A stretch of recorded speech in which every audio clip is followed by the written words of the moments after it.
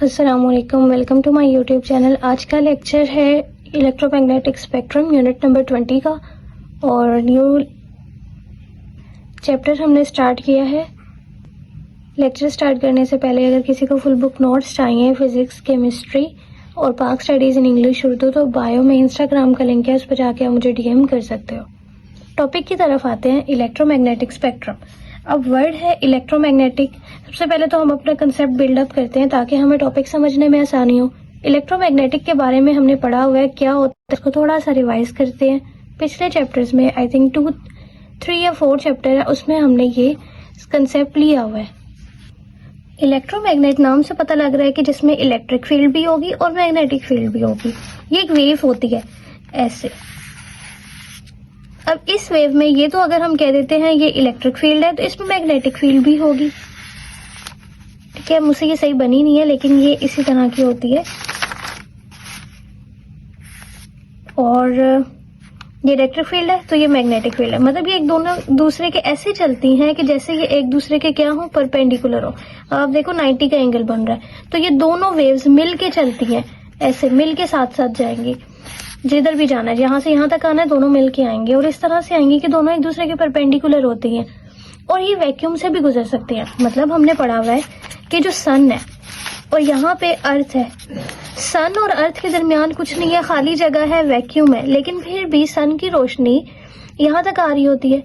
तो इसका मतलब जो लाइट है वो क्या है, इलेक्ट्रोमैग्नेटिक वेव है। मतलब वो वैक्यूम से भी गुजर के हमारी अर्थ तक आती है। लेकिन सन पे हर वक्त एक्सप्लोजन हो रहे होते हैं, ऐसे धमाकों की आवाजें आ रही होती हैं क्योंकि एटम्स मिल रहे होते हैं, फ्यूजन हो रही होती है, फिर टूट रहे होते हैं। लेकिन कभी भी वो आवाजें हमारी जमीन तक नहीं आती। क्यों? क्योंकि वो साउंड है और साउंड इलेक्ट्रोमैग्नेटिक नहीं है। जब वो इलेक्ट्रोमैग्नेटिक नहीं है तो फिर वो वैक्यूम से गुजर के यहाँ तक नहीं आ सकती। उसको यहाँ से यहाँ तक आने के लिए दरमियान में एयर का होना या किसी भी मीडियम का होना जरूरी है।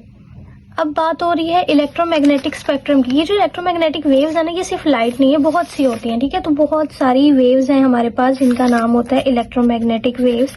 तो उन सब को हम जब इकट्ठा लिखते हैं तो एक स्पेक्ट्रम बन जाता है। मतलब जब हम उनको लिखते हैं कि ये नाम है, अब उनकी जो अरेंजमेंट होती है कि पहले कौन सी आएगी, दूसरी कौन सी आएगी, फिर तीसरे नंबर पे कौन सी आएगी, तो वो अपनी तो ये अरेंजमेंट है कि सबसे पहले रेडियो वेव्स होंगी, फिर इसके बाद ये माइक्रोवेव्स होंगी, फिर ठीक है इस तरह से इंफ्रारेड होगी, फिर यूवी होगी, एक्सरेज होगी, ये आगे से गैमा रेज होगी। तो ये अरेंजमेंट है। सबसे पहले रेडियो वेव्स को क्यों रखा गया है, क्योंकि ये सबसे लंबी होती है और इसकी अब आप देखो हर एक की फ्रीक्वेंसी अलग है। तो हम यहाँ पे जाते जा रहे हैं, जब जैसे से यहाँ जाएंगे तो फ्रीक्वेंसी बढ़ती जाएगी। मतलब गैमा रेज की फ्रीक्वेंसी सबसे ज्यादा है और जो ये है रेडियो वेव, इसकी फ्रीक्वेंसी सबसे कम है। लेकिन अगर हम वेवलेंथ की बात करते हैं तो वेवलेंथ इस तरफ को बढ़ रही है। आप देखो ये एरो इस तरफ को है। मतलब जो रेडियो वेव्स है उनकी जो वेवलेंथ है वो सबसे ज्यादा है और जो गैमा है उनकी वेवलेंथ सबसे कम है। तो इसका मतलब कि फ्रीक्वेंसी और वेवलेंथ का इनवर्स रिलेशन हुआ। इसको भी आगे हम अभी देखते हैं। ठीक है, तो इनको अरेंज किस तरह से किया जाता है कि सबसे कम फ्रीक्वेंसी किसकी है और सबसे बड़ी वेवलेंथ होगी उसको पहले रख दिया। फिर जिसकी फ्रीक्वेंसी बढ़ती जाएगी उसके बाद वो आते रहेंगे और वेवलेंथ जिसकी कम होती जाएगी वो आते रहेंगे यहाँ पे। तो ये स्पेक्ट्रम बन जाता है। ये सारी इलेक्ट्रोमैग्नेटिक वेव्स हैं। और इलेक्ट्रोमैग्नेटिक वेव्स क्या होती हैं, जो वैक्यूम से भी गुजर सकती हैं और बहुत तेजी स्पीड से मूव करती हैं। जैसे आप जो लाइट है वो सन से अर्थ तक बहुत तेज आ रही होती है क्योंकि वो स्पीड ऑफ लाइट से मूव करती है और स्पीड ऑफ लाइट बहुत तेज स्पीड होती है। फिर एक फॉर्मूला होता है E=hf। ये एनर्जी का फॉर्मूला, ये आपने याद रखनी है। जो वेव्स है इनकी एनर्जी hf। अगर आप यहाँ से अगर आप देखो तो एनर्जी और फ्रीक्वेंसी का आपको क्या रिलेशन नजर आ रहा है, डायरेक्ट रिलेशन आ रहा है। ठीक है, इसी तरह मैंने अगर फ्रीक्वेंसी की वैल्यू डाल दूं तो क्या होगा, ये फॉर्मूला है E=hf। अब आपने पढ़ा हुआ है कि V=f लैम्डा, ये फॉर्मूला होता है। ठीक है, ये स्पीड का फॉर्मूला होता है। अब हमारी जो वेव्स हैं वो किस स्पीड से मूव करती है, स्पीड ऑफ लाइट से। तो हम अपनी स्पीड को c से लिखते हैं कि हमारी स्पीड ऑफ लाइट है।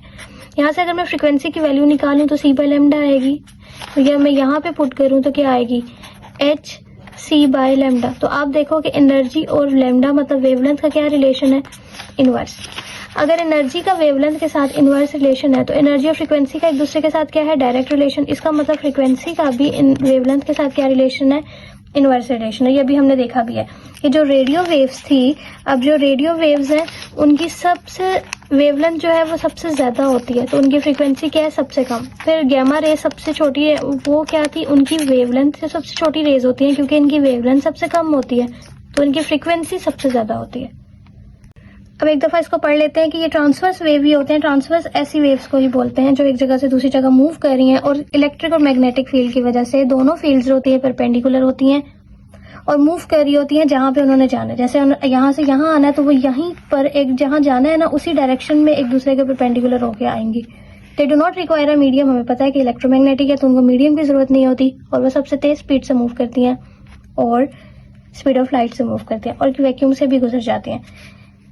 और उसके अलावा air speed is almost same as in vacuum but slow in other medium. वो कह रहे हैं कि एयर में तो ये तकरीबन स्पीड ऑफ लाइट से ही मूव करते हैं जितनी वैक्यूम में, क्योंकि वैक्यूम में इतनी होती है, लेकिन अगर किसी और मीडियम में चली गई तो इनकी स्पीड कम भी हो सकती है।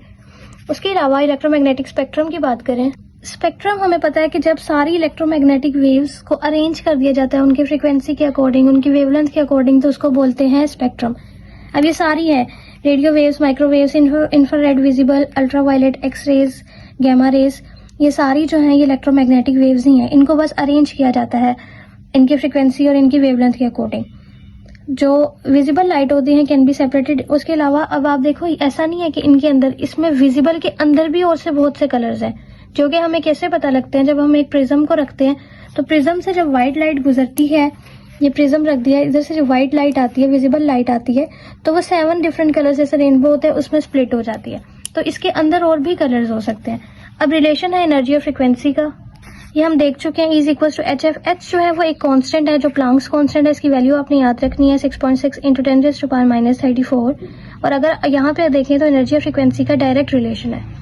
और यहाँ से V = f लैम्डा, यहाँ पे हम V को कहते हैं कि वो हमारी स्पीड ऑफ लाइट है, तो यहाँ से हमने फ्रीक्वेंसी की वैल्यू निकाली।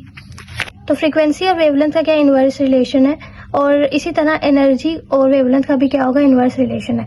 ये चीज़ें हमें क्या बता रही हैं कि इसका मतलब कि एनर्जी और फ्रीक्वेंसी जो थे वो डायरेक्ट रिलेशन में थे, और एनर्जी और वेवलेंथ और फ्रीक्वेंसी और वेवलेंथ एक दूसरे के इनवर्स रिलेशन में है। I hope you understand this lecture. Thank you so much for watching. अल्लाह हाफिज़।